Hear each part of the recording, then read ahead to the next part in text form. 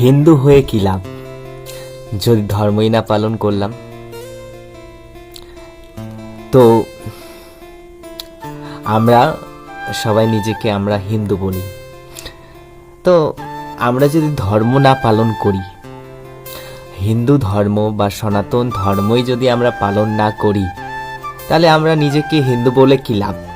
বা ধরে নেন আমরা যদি মুসলিম, যারা মুসলিম তারা মুসলিম ধর্ম পালন করে না, তাহলে লাভ কি? নিজেকে হিন্দু, নিজেকে মুসলিম বলে জাহির করা সেটা আলাদা ব্যাপার, কিন্তু প্রত্যেকটা ধর্মের মধ্যে একটা নিয়ম আছে। তো সনাতন ধর্মের মধ্যেও নিয়ম আছে। ভগবান নিয়ম তৈরি করেছেন আমাদের জন্য। কি নিয়ম তৈরি করেছেন?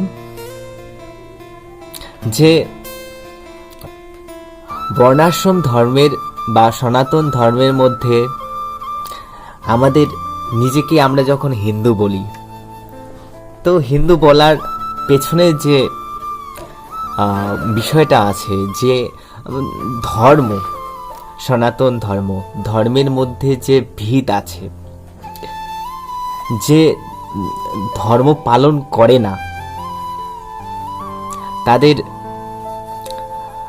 ভগবান যেটা নিয়ম দিয়েছেন সেই নিয়মটাকে পালন করতে হবে। প্রথম 1 নাম্বার প্রশ্ন, যে ভগবান এই বিধিনিষেধের দ্বারা আমাদেরকে নিয়ম পালন করতে বলেছেন। কি নিয়ম? যে মহাভারতের মধ্যে একটা ঘটনা আছে, যে ধর্ম হবে 4টা ভিতের উপর টিকে আছে।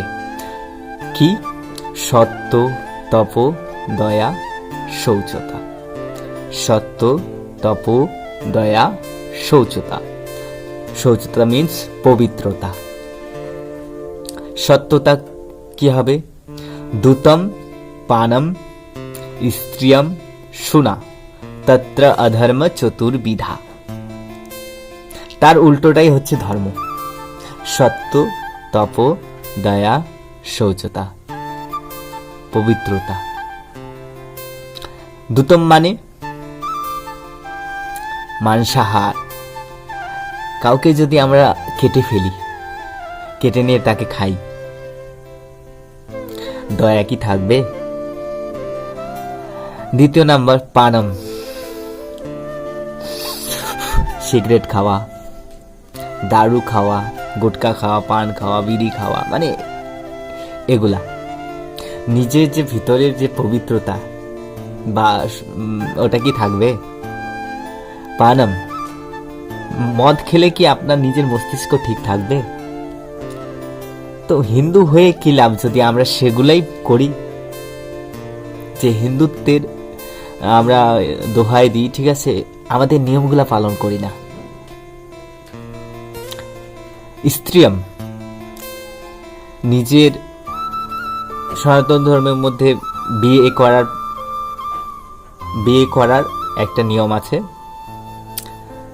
স্ত্রিয়ম, নিজের বউকে ছাড়া অপরের বউর প্রতি খারাপ দর্শন বা অনেক কিছু করাকে স্ত্রিয়ম, স্ত্রীর প্রতি খারাপ ব্যবহার কি বলছে? স্ত্রিয়ম।